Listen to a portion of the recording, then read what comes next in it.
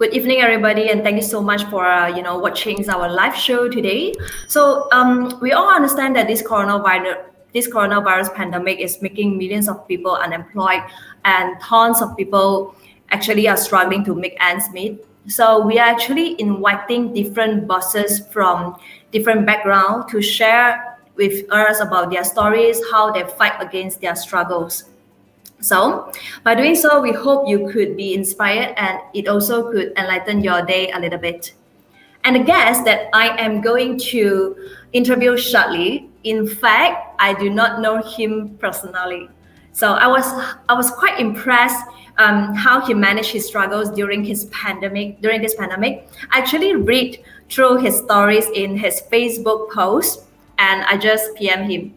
And out of surprise, he actually responded to me in just 10 minutes of time, if I'm not mistaken. And yeah, that's why we are here today. So if you are in F&B industry, this live show is going to meet for you. So you gotta just listen these stories. I promise that this stories is going to be an inspiring one for you. So who is this? Let's welcome Mr. Joshua from espressolab. Hi. Hi, Joshua. Hi, Thank you so Jess. much. Hi, everyone. Yes, thank you so much for being our guest today. And how are you? I'm good. Thank you. Thank you. Thanks for inviting me. I'm just sharing out your show right now on my handphone. Yeah, you can share the show right now so that more people can actually listen to your stories, and more and more people can actually share about their stories and be inspired together.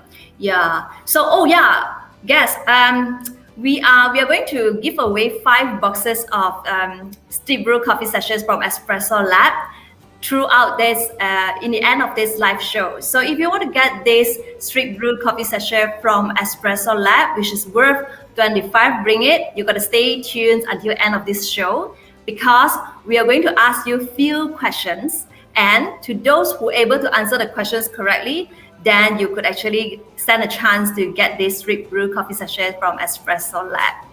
Right. So okay, so Joshua, I was actually quite surprised that you actually responded to me in just a very short period of time, because I know that you received quite a lot of comments after you posted up your personal stories in your Facebook. Yeah. I mean, it is like I said to you earlier. It is very important that we continue to encourage each other. And I find that if I'm, if whatever I'm sharing on my experiences in the journey of entrepreneurship and business can help encourage people, True. I guess that would be a good thing, right? Yeah. Yes. Okay, so perhaps you could actually introduce a little bit of yourself and why made you create Espresso Lab? Like if I'm not mistaken, Espresso Lab is established 10 years ago, right? So Yeah. can you share with us what are the challenges along the way during your entrepreneurship? Okay. So Espresso Lab is a 10-year-old company. We started in 2011. So now is 2021, right? When we started, the coffee culture, or rather the specialty coffee culture, is in its infancy stage. So we started off as actually a barista education company. So we were set up to train and certify baristas. So that was our first. I think we are the first company in Malaysia to offer barista certifications according to the Specialty Coffee Association of Europe's syllabus. Right, that is how we started. But so this was a little shop in Publica, in back in 2011, and Publica was very new then. Yeah. So this is the story actually. Two young men walked into the shop around maybe 2 or 3 months after we started, and they said, "Hey, we like your coffee very much. Would you franchise? Would you be willing to franchise to us?" I said, "Huh? How can we franchise? We are such a new company. We're not even 6 months old." But I said, "No, we like your coffee. We by then we started roasting some coffee. I said, "We like your coffee. Everything is nice. And we've got a very good location. Would you be willing to do that?" And we said, "Okay, if you trust us, let's do it." So we opened our first retail coffee shop. Okay, in Gardensmith Valley. That was back in 2012, 2012. Okay. Okay, so when we opened that shop, because the location was so prominent, a lot of inquiries came in. People say, "Hey, where is this coffee from? Where is this brand from? Did you import from US? Did you import from Australia?" And no, it's 100% Malaysian. It's a hundred Wow. percent homegrown Malaysian company, right? And that was how we grew. Lots of inquiries. I think by 2015, we had about 30 locations in Wow. Malaysia and So Singapore. so it's like 3 years time, right? 3 years later on, Yeah, from yeah, one become 30. Wow. yeah. 30 locations across Malaysia and Singapore as well. In fact, our second location was in Singapore, right? And by then we have become maybe we're not just a coffee shop. We roast our own coffee. We train baristas. We trade. We trade in coffee machines and equipment. We help people set up cafes and things like that. Uh, so that was the what you call it, the history, and obviously by I think by 2015 2016 we have become uh, a little bit well known in Klang Valley and maybe across Malaysia as well. But then Yes. this is the challenges. This is you're asking about challenges in Yeah. 2016 and 2018. It was a very tough time for us because by the Mm. time we had grown to 30 locations, 30 outlets, it is we realized we simply grow. You see, so these are the things that most people won't talk about. We made a lot of mistakes. We opened in locations that we should not have opened, and it actually dragged us down. A lot of this stuff I mean, just generally mistakes and just growth too fast in growing and stuff like that. So we suffered a very serious, and when you start to close down locations, cash flow is affected. Yes. There was a heavy load, and when we had so many employees back then, right? So 2016 to 2018, it was such a difficult time for us. We had to cut Yeah. costs, we had to lay off people, we had to restructure. But by the end of 2018, we managed to clean up the company, and we started 2019 with only 10 locations. So from 30, we went back down to 10. Okay, but 2019 was quite a good year for us. We managed to turn around. So 2019 became a what you call that, a profitable year for us. Even though with 10 outlets, they are all profitable, they are all doing pretty well. And so with that performance in 2019, we were so looking forward to 2020. And then you all know lah, 2020 hit us lah, right? Yeah. So yeah, the challenges is basically, as an entrepreneur, you a lot of things that are within your control, but there's also a lot of things that are out of your control. You see, so managing people, I would say managing people, managing humans. That was being in the retail industry. I guess that's the biggest challenges. So we have gone through a very difficult time in 2016 to 2018. We know we as the owners of the company, we don't take salary. We have not taken salary. We in fact took out our own savings, to try to save the company. And so these are all the difficult stuff that we go through. And then 2020 hit us. So this Oh my this was God. this was horrible. Such a horrible situation. Yeah. Yeah, You know. yeah. I was about to ask you this, during the first lockdown in last year, 2020. So what is the biggest impact for you and what is your first reaction? As you just mentioned, right, Espresso Lab is about to expand and suddenly, we all encounter this coronavirus all of a sudden. So what is your first reactions? And also after that, what are the steps you took to manage the situations? Yeah. Okay. So when 2020 hit us, we were not panicking. I guess the whole country also was. So whatever I'm gonna share with you, I guess it probably resonates with a lot of people in the country. If you recall, we started off the year quite okay, but by then we were hearing about this virus that is Yeah. in China, in Wuhan, and then it spread to other places. We didn't have, so sales were quite subdued even during the Chinese New Year period. When it really hit our shores was when there were cases that are reported, and the government decided to say, hey, let's lock down the nation. So this is in March 17th. Okay, and that was the first MCO. So it was a very new situation for everyone in this country. No one in the world has gone through something like that, but a lot of people, a lot of good things that came out of it was that you say, you saw pictures that were shared all around the world that, rivers become clean, birds are chirping, Air is fresher. right? Yeah, that's right. So, and then okay, so for espressolab, what we went through in 2016 to 2018 was such a difficult time for us that this thing didn't hit us. We are like, okay, we are prepared for stuff like that. So lockdown, we, as long as we are able to manage costs, no business is all right, but you must be able to handle your costs.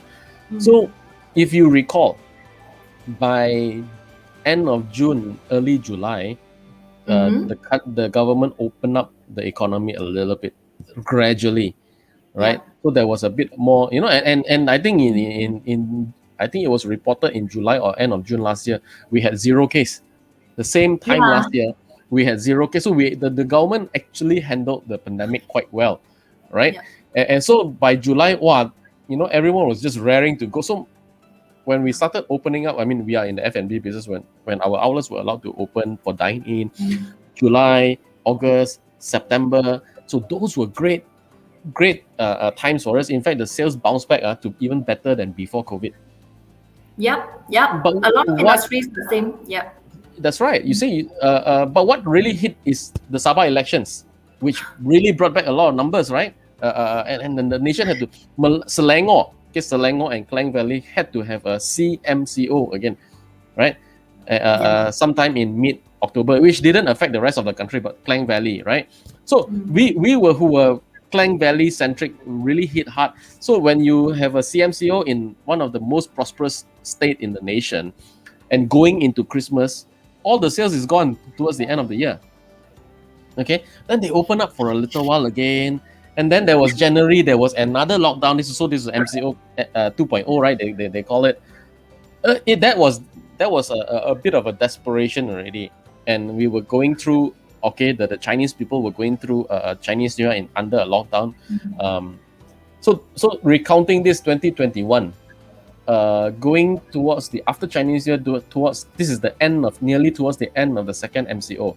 I was quite desperate in February, end of February, and I said, "Hey, the debts are piling up. That's meaning I have to pay loans to the banks. I have salaries that I have to pay, and I want to publicly now thank my employees, so my staff. They were very willing to go through this difficult time with the company by deferring their salary. I chose not to cut salaries. I chose not to retain the staff that still remain with me during the pandemic. But I said, are you all willing to let me defer your salary? But I was desperate because I said, hey, these people all, they have their own families. Where am I going to find cash to pay them? I've already taken out a lot of savings. And that's rentals.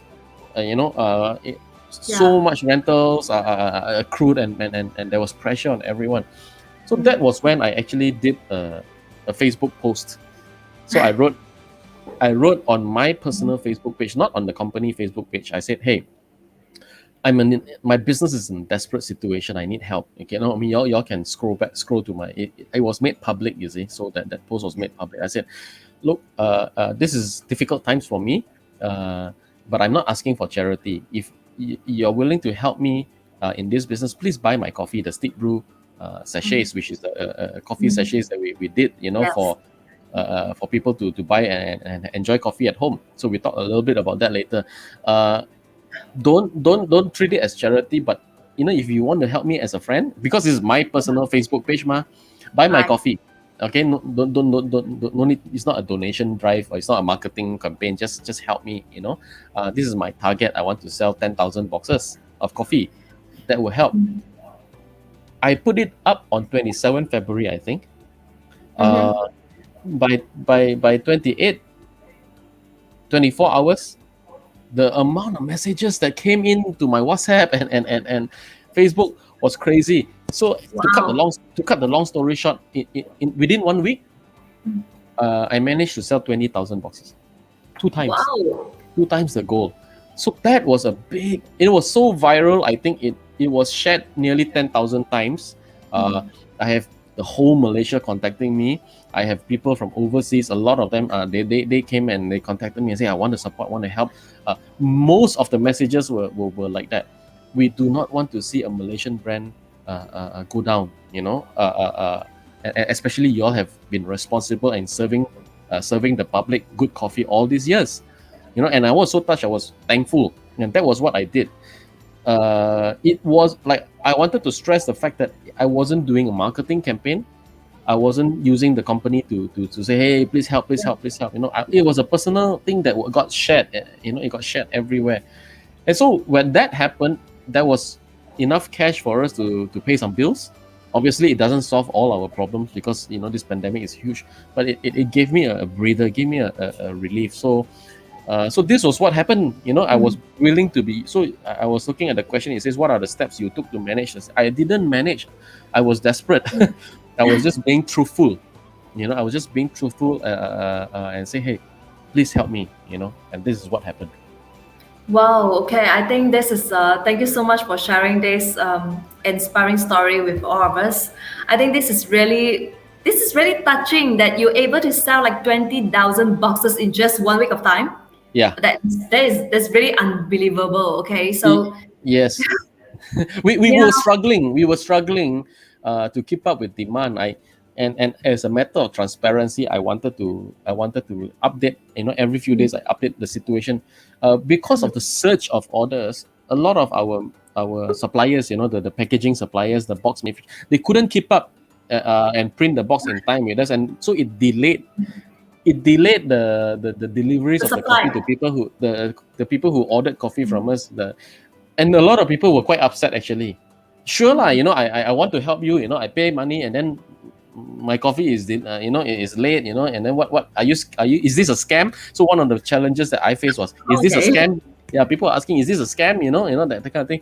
But I was transparent. I put out all the updates and most people eventually they were quite understanding, and we got through it. Probably you can tell them good things is worth to wait.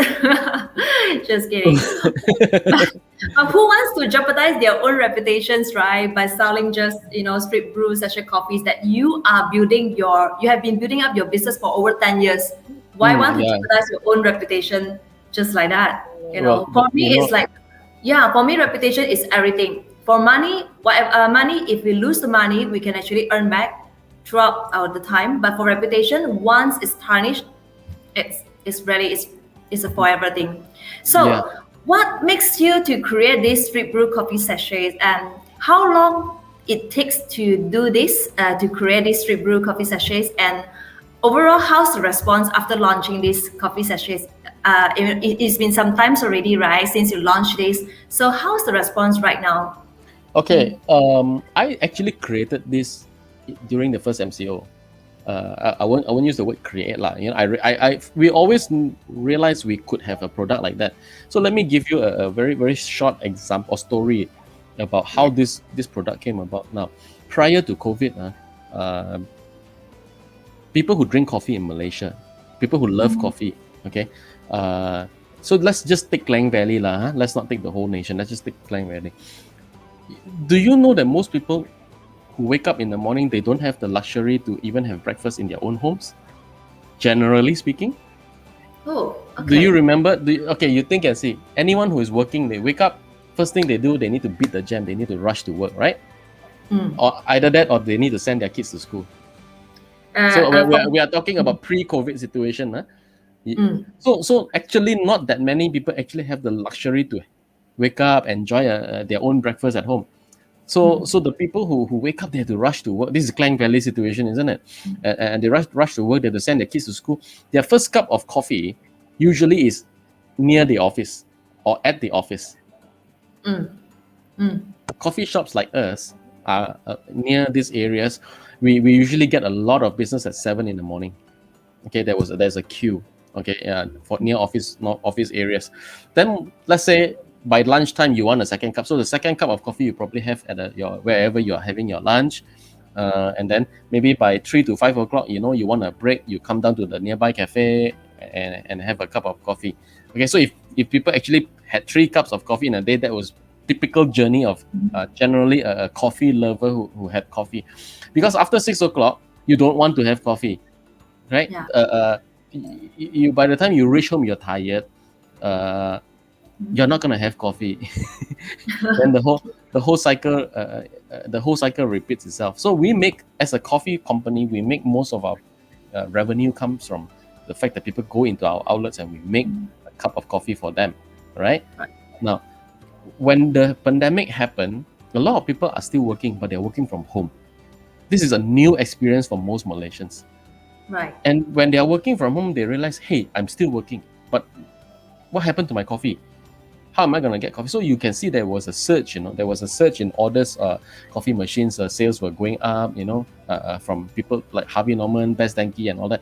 All kinds of coffee products were going up for domestic coffee. So we decided to say, hey, let's look for a product. Let's do a product that we can actually send into people's house. Deliveries are not that great in the sense that if you order a cup of hot coffee, by the time it reaches you, it's not that hot anymore, right?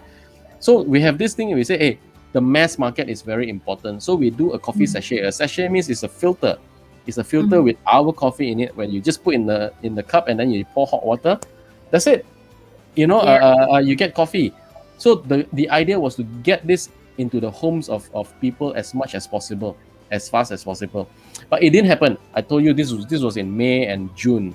It didn't happen. It only people only found out about it after that viral post I did in February. So from then onwards, I think a lot of people wrote about. A lot of newspapers wrote about it. A lot of online media picked up. Generally, Malaysians suddenly got to know about this steepbru coffee. So now, what I'm doing is suddenly from being a coffee outlet, physical store operator, now we have to pivot a lot of things online and to be able to get it out to the people. So it's been doing great. What we are doing is trying to get it very consistent. Consistent in the sense, yeah. Good to hear that. So Joshua, how many branches right now? espressolab 10, right? As you mentioned. We have 10. But in this period of time, only 3 is operating, like 3 or 4. Okay. Doesn't make very much sense. Where are the locations? We have it in Bandar Utama, in Menara KPMG. We have it in Menara CIMB. We have it in Mercu UEM, KL Central. We have it in Empire Subang. One of our flagship outlets is Bangsa Shopping Center. We have it in Astro, Great Eastern Mall. We have one in Ipoh Garden, which you have been before. Yeah, okay. I visited one. Yeah, so this kind of locations lah. Okay, cool. So guys, we have a prep for you today. So you guys could actually get a chance to get this steepbru coffee sachet that just mentioned by Joshua at the end of this live show. But what you're going to do is you're going to like the Espresso Lab Facebook page and also our Job Majestic Facebook page. And also you need to answer our questions later on correctly so that you can have a chance to walk away with this steepbru coffee sachets. All right. So I hope that you guys would really enjoy this coffee after this. So just stay tuned to our show. So you guys can leave any questions in the comment section box here, so we could actually answer it accordingly. Okay, Joshua, somebody say that they tried the coffee and it's really good. Thank you very much. I appreciate that. Yeah. Some people commented never ending MCO. Oh yeah, it is. So you drink more coffee at home. A good cup of coffee can enlighten our day. And some people mentioned entrepreneurship is like a roller coaster journey. Yes, it is ups and downs. The thing is, not enough people are willing to share the ups and the downs, at the same time, and to say, hey, we are not exactly doing that great, but this is what it is like, but there's enough people out there. There's enough people out there who we can encourage each other and do something tangible, even in the midst of this pandemic. True. Yeah. So I think, like I just mentioned to you, it's a matter of timing. I think things will get better, definitely get better. It's just a matter of timing. So we just have to hang on there lah. Yeah. So, okay, the questions number 3, I feel is quite interesting, Joshua, because you know what? I actually know quite a lot of business owners like my clients as well, and many of them are quite afraid to ask for help. But you actually requested support from your social media, and that's how you gain tremendous support from everywhere, right?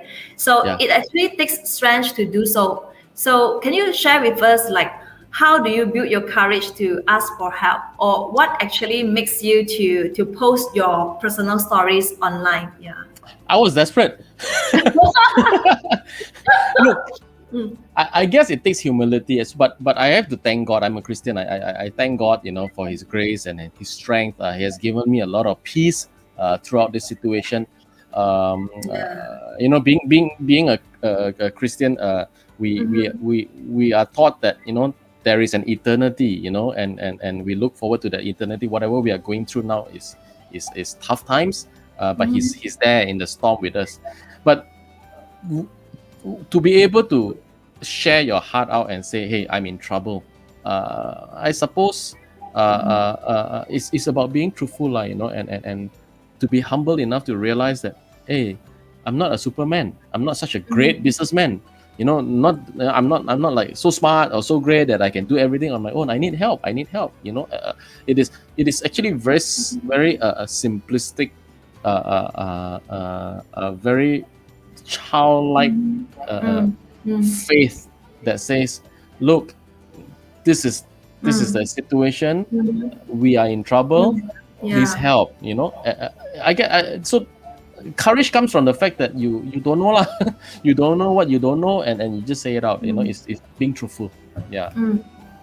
Yeah. Okay. So I guess it actually takes a lot of courage to do so, and most of the business owners that I know is like they still feel afraid to ask for help, even though they are actually experiencing this downtime. Yeah. So okay, But a lot what of people are asking for help now.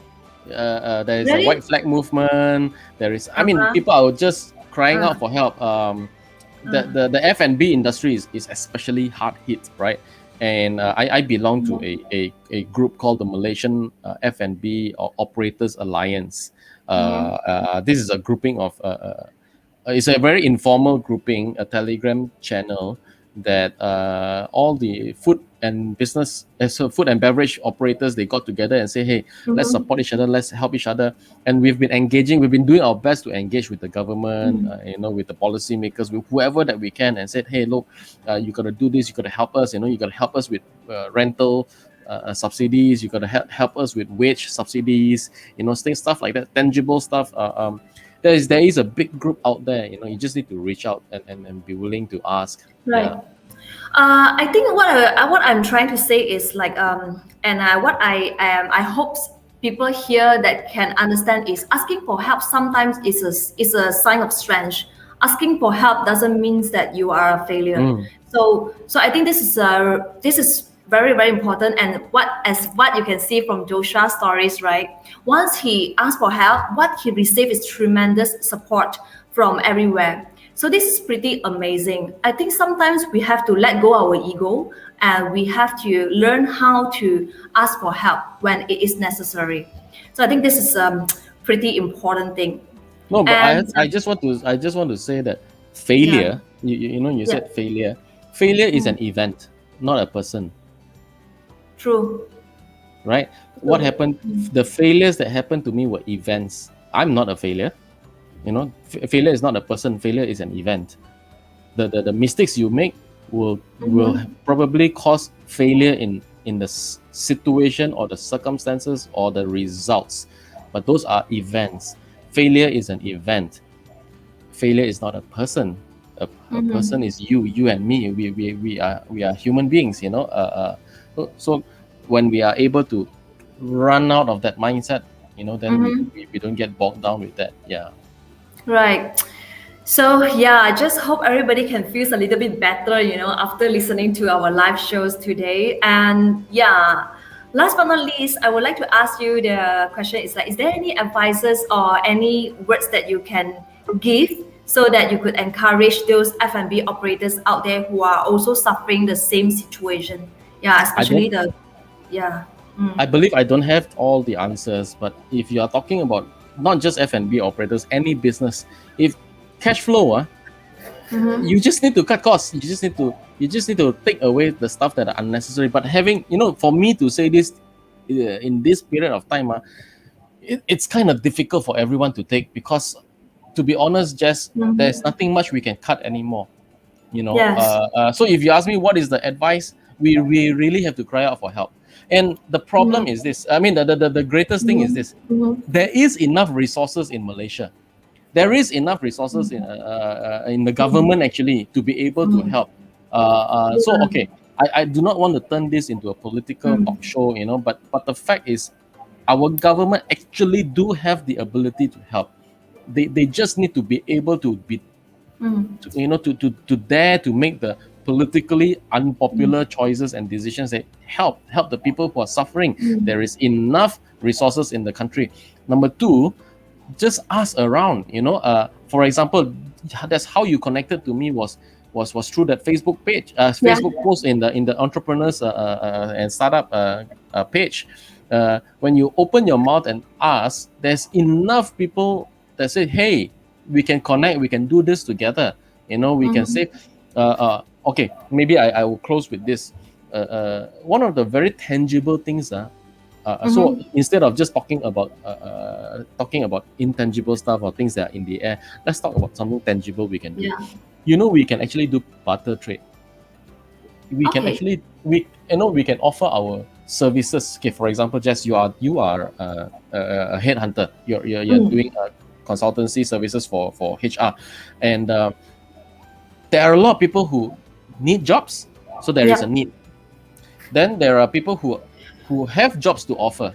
There's a supply and demand. You are someone who gets paid a fee for performing your services. But if people who can't afford you at the moment, but they do have a need, he says, okay, since you can't pay me now, maybe you pay me later, or maybe you pay me with coffee vouchers, for example. Let's say I said, hey, I do need some help, in looking for certain positions to be, but I can't afford your services, Jess. Can you help me? This, but I know someone who needs the job. I'm willing to get the person to do this. As for my fees, if you can't afford, hey, why don't you give me coffee lah? Give me 10 cups of coffee a month for the next 12 months, for example. And there are plenty of services, products and services out there which we can actually barter in these difficult times. And that is a very tangible way we can help each other with cash flow.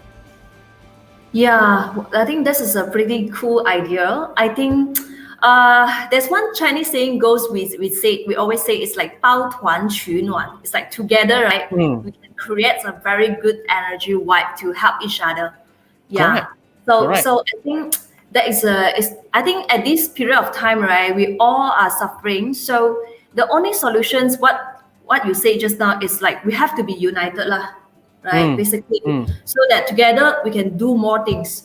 That's how we can actually solve the current situations right now. Okay, so all right, I think guys, perhaps you've been waiting for quite long already. So the questions that I'm going to ask, right, for you guys to stand a chance to win, to get this steepbru coffee sachet from espressolab is, okay. So the first questions I'm going to ask is like, how many branches of espressolab right now?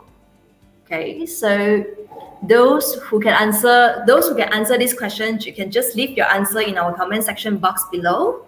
So later on, our team would pick the winner and inform you guys accordingly how to redeem that. Yeah. Can I repeat? Yeah. So my question is, how many branches of espressolab right now? And okay, perhaps I will ask another question. Can you name one locations of espressolab? Okay, just name any one locations of espressolab, right?